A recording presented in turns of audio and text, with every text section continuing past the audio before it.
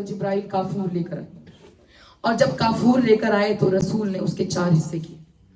4 حصے کرنے کے بعد کہا کہ یا علی، ایک حصہ میرا، ایک حصہ فاطمہ کا، ایک حصہ آپ کا، اور ایک حصہ حسن کا۔ علی نے لا محالہ تڑپ کر پوچھا کہ یا رسول اللہ، اس میں حسین کا حصہ نہیں؟ کہا نہیں، وہ جس خاک سے کافور ہوگا اللہ اسے ہی کافور بنا دے۔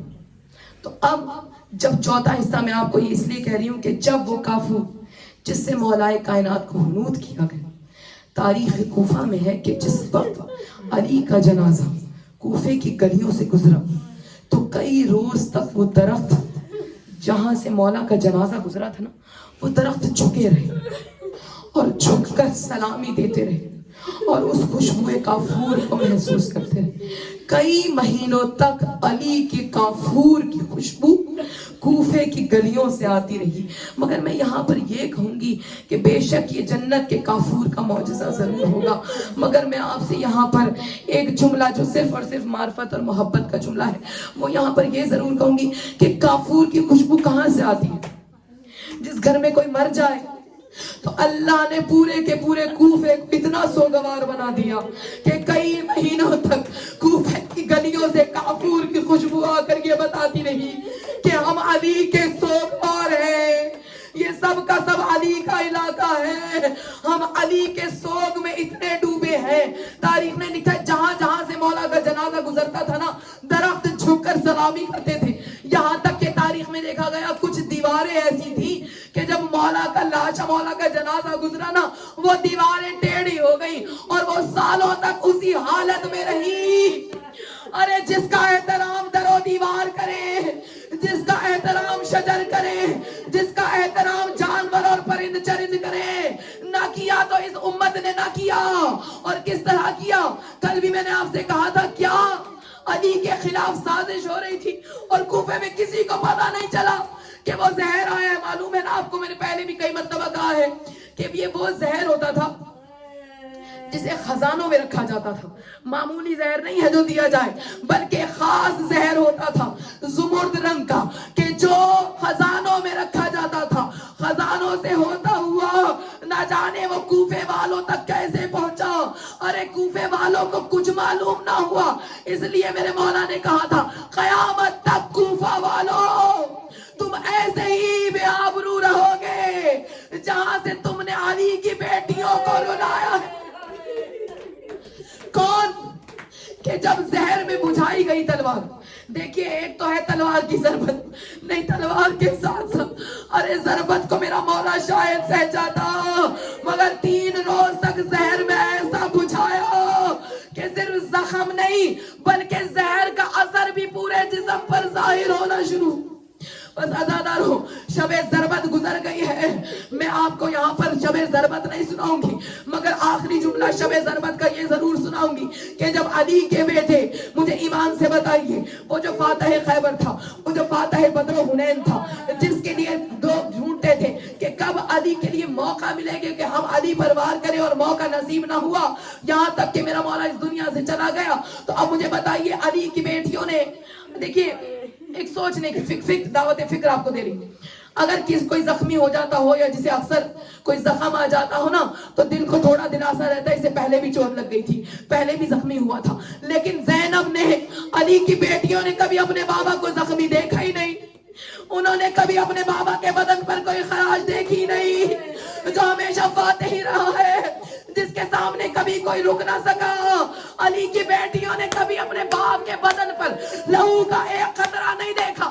مجھے ایمان سے بیٹوں بتائیے ان بیٹیوں کا کیا عالم ہوا ہوگا کہ جب چادر پر لٹا کر ایک جانب سے حسن نے پکڑا ہوگا، ایک جانب سے حسین نے پکڑا ہوگا، پیروں سے محمد حنفیہ نے سہارا دیا ہوگا، عباس نے آسرا دیا ہوگا، اور جب آواز جبرائیل بلند ہوئی ہوگی قد قتل الامیر المومنین، علی کی بیٹیوں میں کوہرام بچا ہوا، اور دیکھیں معمولی گھر نہیں ہے، 18 بیٹیوں کا گھر ہے، اور اب جب کوہرام برپا ہوا ہوگا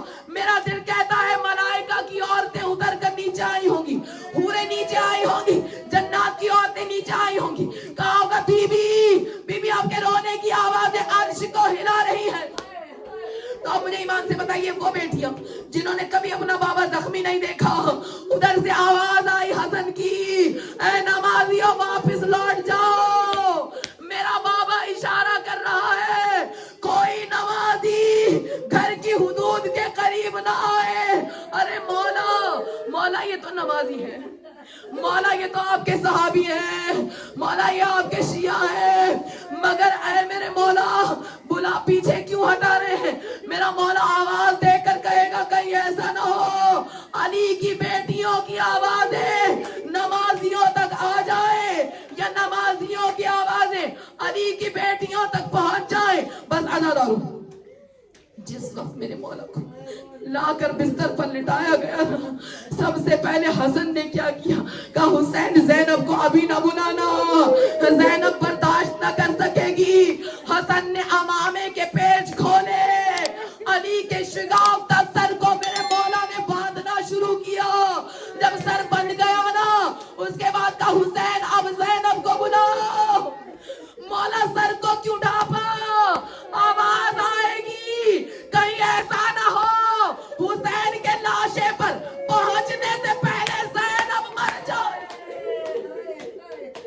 सर को बांध दिया गया। समझती हैं आप शिगाफ्ता क्या होता है? शिगाफ्ता का मतलब ये होता है कि जो दो टुकड़ों में तकसीम हो जाए। फातह खैबर का सर दो हिस्सों में तकसीम हो गया। हाय अज़ादारों को हराम है अली की बेटियों में जहाँ 18 बेटियां हो, मौला क्या रौनक होगी ना। मगर हाय मुझे मूसा काज़िम याद आया कि जिसे अल्लाह ने 18 बेटे भी दिए थे, 18 बेटियां भी दी थी। बस फर्क इतना है अली के बाद उम्मत ने इस मोमिनों पर और इमामों पर इतना जुंडाया है कि अली के जनाजे पर 18 बेटे 18 बेटियां जनाजे के करीब मौजूद है। मगर जब 7वें तक बात पहुंचेगी ना, 18 में से एक भी पास ना होगा। बेटियां जनाजे की रौनक है, चारों तरफ बेटियां बैठी है। और 2-4 जुमले आपके सामने कहूंगी। अज़ादारो, अली ने इशारे से हसन से कहा मेरे लाल ज़ैनब को करीब बुलाओ। ज़ैनब ने सर को अपने ढाप कर बाबा के करीब आई। कहा बाबा, बाबा क्या हुक्म है? कहा ज़ैनब ऐ मेरी लाडली, मेरे सिरहाने बैठ कर कुछ देर कुरान की तिलावत करना। ज़ैनब ने कहा बिस्मिल्लाहिर्रहमानिर्रहीम। अली ने टोका। कहा अली ने कहा ऐ ज़ैनब इस तरह नहीं, आज मैं चाहता हूँ तुम मेरे लहजे और मेरी आवाज में मुझे कुरान पढ़ के सुनाओ। अज़ादारों, मेरी बीवी ने पूछा तो होगा बाबा बाबा इसकी क्या वजह? अली ने वजह तो न बताई होगी, मगर एक मर्तबा कूफे की फिजाओं में महसूस जरूर किया होगा कि जब अली की लाडली पुश्ते नाका पर बुलंद होकर इन्हीं कूफियों से मुखातिब होकर कहेगी ऐ लोग भूल गए कल तक मैं इस शहर की शहजादी थी। मेरा मौला सुन रहा है तिलावत, आंखों से अश्क जारी है। मोमिनात यहाँ पर एक तस्दीक कर लीजिए। हर साल ये बताती हूँ कि अली के ये जो बेटे है ना अब्बास, ये कम सिन नहीं है। मेरा मौला 13-14 बरस का है, जवान है, अभी सिफीन की जंग लड़ चुका है। मगर मैं क्या करूँ, सादात पे जुल्म की इंतहा। जब कोई जाता है कम से छोटे छोटे बच्चों को छोड़कर जाता है। हाय अज़ादारो, जब फातिमा इस दुनिया से गई, एक कम सिन बच्ची इतनी छोटी थी जो बार बार हाथ मार के कहती थी ज़ैनब से ऐ बहन ज़ैनब आज की रात अम्मा ना होगी क्या? उसके बाद जब मेरा मौला हसन इस दुनिया से गया है, 3-4 बरस का बच्चा कासिम है, जिसकी माँ ने उसके कमसिन कुर्ते पर से बटन खोल कर कहा था जा कासिम अपनी फुफियों को बता दे कि तेरे साथ हुआ क्या है। उसके बाद करबला में एक 3 बरस की कमसिन बच्ची, और हाय अली का लाशा। अली के सामने एक ज़ौजा खड़ी है जिसका नाम उम्मुल बनीन है। बाइतियों में मेरी बीवी सर झुका के खड़ी है। सबसे छोटा बेटा जिसका नाम आन है, आन बिन अली माँ के कदमों से लिपटा हुआ है और रोकर कहता है अम्मा। और उम्र क्या है? फकत 3 बरस। क्योंकि जब करबला में आए हैं ना, तो ये जवान कुल 23 बरस का जवान कड़ियल जवान था, उम्मुल बनीन का बेटा। सर को अपने पैरों से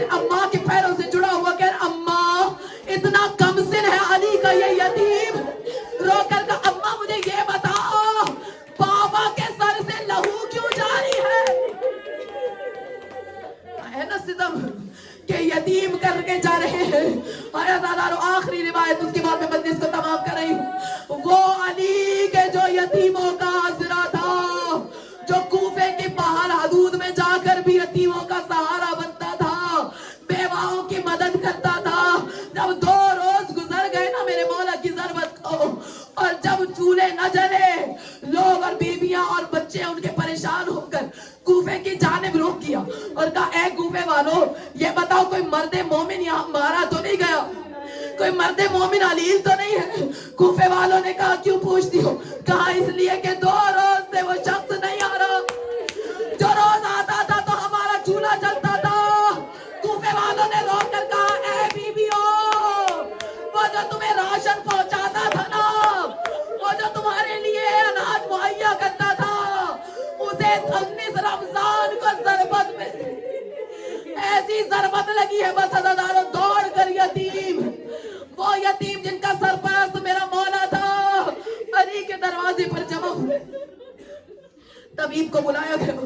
طبیب نے زخم دیکھا، مولا حسن کے کان میں کہا کہ مولا زخم اتنا بڑھ چکا ہے کہ زخم کے ساتھ زیادہ وہ زہر ہے جو حسن مولا کے جسم میں اس قدر سرائیت کر گیا ہے. عزادارو تاریخ نے لکھا ہے کہ میرے مولا کی انگلیوں کی پورے بھی سبز ہونا شروع ہو گئی. زہر نے اپنا اثر کیا، اور جب زہر نے اثر کیا نہ کہا کہ کوئی علاج. کہا مولا علاج تو کوئی نہیں ہے، مگر ہاں بکری کا دودھ اگر مولا کو دیا جائے تو شاید کچھ سکون حاصل ہو جائے. تو اب عزادارو یہ اعلان سننا تھا. امام حسن نے کہا جاؤ دودھ کا اہتمام کرو. دودھ کا نام آنا تھا. وہ جو یتیم کوفے کے بچے بیٹھے تھے نا باہر، دوڑ دوڑ کر چھوٹے چھوٹے کوزے لے کر نہ جانے کہاں سے بکری کا دودھ لے کر آئے. علی کی غش سے آنکھ کھلی. کہا حسن شور کیسا ہے؟ کہا بابا آپ کی سرپرستی میں پلنے والے یتیم آپ کے لیے کوزوں میں دودھ لے کر آئے. عزادارو علی نے سر کو پیٹ کر کہا ہوگا اے کوفے والو، وہ وقت دور نہیں، یہ منظر فراموش نہ کرنا کہ جب ایک یتیم و اسیر بچی خالی کوزہ لیے تمہارے دروازوں پر آئے گی اور ایک ایک سے کہے گی کوئی ہے جو اتنا پانی دے دے کہ میں اپنے بھائی کی زنجیروں پہ ڈال سکوں.